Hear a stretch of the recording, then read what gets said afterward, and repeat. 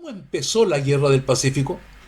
¿Cuáles fueron en realidad los factores y antecedentes para que se gestara el conflicto militar internacional más importante para Chile, Perú y Bolivia en toda su historia?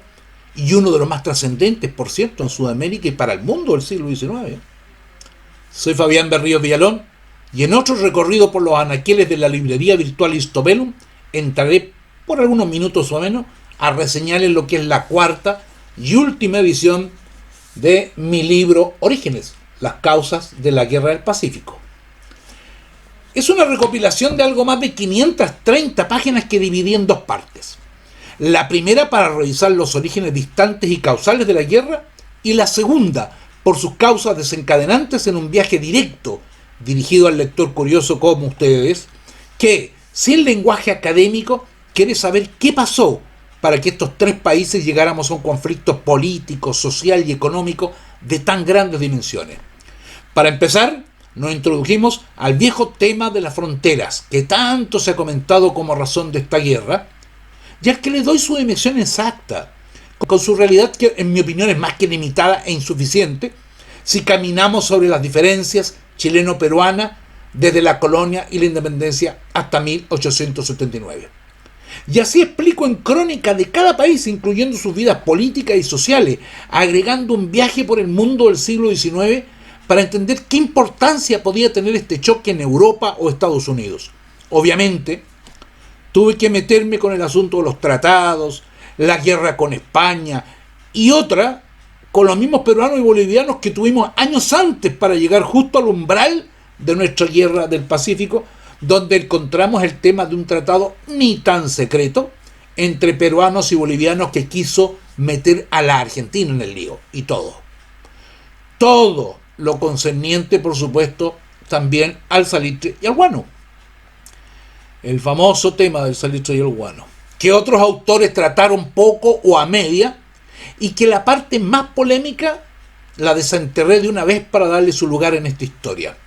Así, entramos al salón grande del conflicto, despejando tres cuestiones elementales.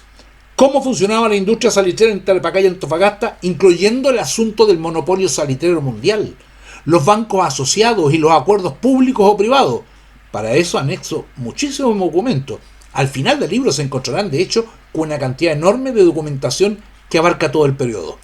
Luego, en segundo lugar, ¿qué papel tuvieron grandes empresarios como Enrique Meij y su hermano Gregorio, el magnate chileno de aquellas épocas, considerado además uno de los más importantes del mundo, don Agustín Eduardo Sandón, entre otros?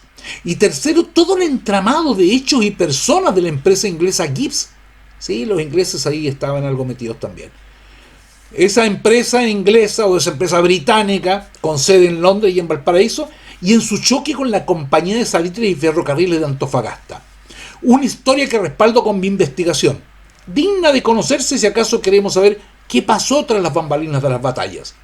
Y en tercer lugar, y esto es muy importante, quizás el corazón del libro, es el choque entre el monopolio peruano vinculado con el Estado boliviano, sus bancos e individuos asociados con la Compañía Salitrera Chilena que, después de imponer un impuesto de 10 centavos y querer cerrar la empresa, nos llevó al conflicto.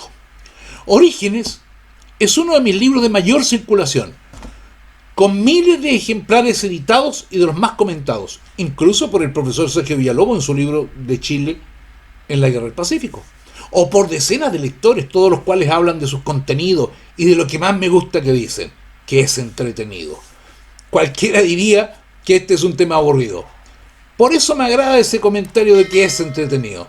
En todo caso, el último capítulo del libro está dedicado a mostrar cómo estábamos militarmente ese día 14 de febrero de 1879 en que invadimos Antofagasta. El toque final para meterlos de cabeza a la Guerra del Pacífico a través, por supuesto, de los libros de Histobellum. Dejamos, de hecho, la conexión con Histobellum abajo de este video. Saludos fraternos y hasta la próxima reseña.